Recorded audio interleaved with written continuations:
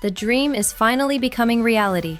Iron is going mass production, marking a new era where humanoid robots step out of labs and into the real world. What started as a bold vision to create a robot that could move, think, and work like us has now evolved into an engineering marvel ready to hit factory floors. Powered by next-gen AI motion control, ultra-precise sensors, and a carbon titanium body, Iron isn't just another prototype. It's a game changer. It can walk, lift, analyze, and adapt in real time, built to handle everything from warehouse operations to emergency response. Behind the scenes, automated assembly lines are firing up, engineers are calibrating thousands of components, and the first batch of production units is being prepared for deployment.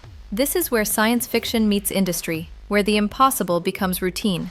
Iron represents more than robotics.